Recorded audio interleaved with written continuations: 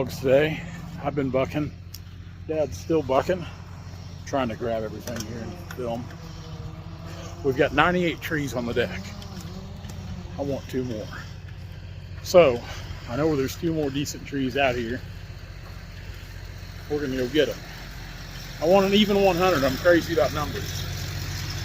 So, while I'm doing that, Dad's gonna keep bucking because I've already got a lot of this pile bucked up. So it shouldn't take him too long to get caught up to where I left off. Then I'll finish bucking. We'll push these apart a little bit, and this one's done. We're out of here. We're ready to move the skidder. Now, if you guys follow my Instagram or Facebook page, you'll see my Peterbilt's done. We're going to try to go get my Peterbilt Thursday or Friday. Then we're going to see if we can haul a skidder with that Fitz Lowboy. And away we go. Oh, I remember the days when I had a work truck and not a work 4Runner. Those were the days. Stupid Ford. I'm glad we've only got 2 left to get. And really, like I said, it's not that we have to get these. I was going to just leave them for seed because I know we're coming back here. We're going to come back and cut this again.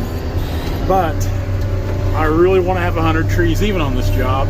And just right out here, there's a couple big gnarly trees, kind of like the ones we were cutting yesterday. So we'll go ahead and cut them, make it a nice even number.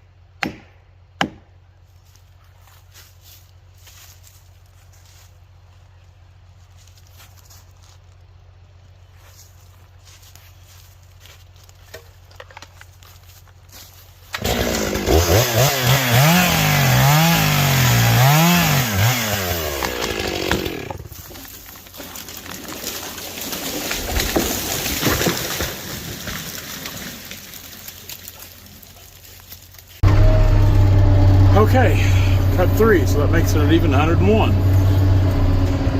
I see another one beside this one up here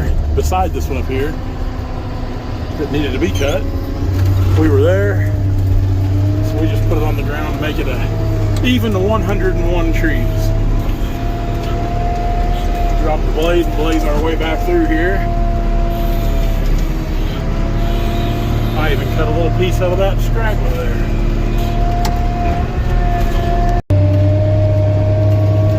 It's been a pretty good stand of timber. It'll be a really good stand when we come back. I know that canopy looks pretty opened up in there right now, but I assure you, here in about another month and a half, when things start greening up, those trees will fill in those open spots. That'll be bushy in no time.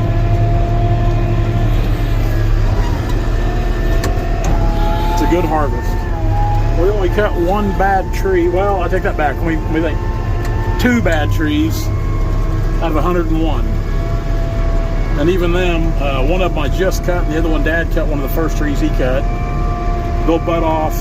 One of them butt off about 4 foot up, but this one I cut will butt off about 18 inches or 2 foot. So all in all, pretty good stand of trees, especially for their size.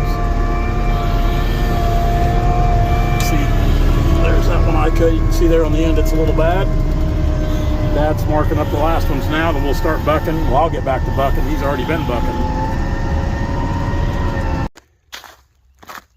Definitely a good bunch of walnut by today's standards anyway. The days of going on these jobs and just cutting massive amounts of walnuts about a thing of the past. When I first started logging with Dad full time when I was 17, if a job didn't have 10,000 feet of walnut or close to it, you couldn't justify pulling onto the job. That's definitely not the case anymore. But again, if you find a job that's got 10,000 plus feet of walnut on it, I mean, anymore, that's a pretty good sized job of walnut, just because it's been cut so hard in the last 20 years. It's really been worked over. When I got out of high school, I can remember selling walnut logs. A pile of logs like this had averaged 65 cents, 70 cents maybe. I can remember the first time we ever got $1 for a set of logs. We were dumbfounded. We couldn't believe it. And, then next thing you know, there were $1.20 logs. It was amazing. It really was. And just to see how things have evolved so much in a short time with the markets is really incredible. It's scary in a sense, but at the same time, it's incredible.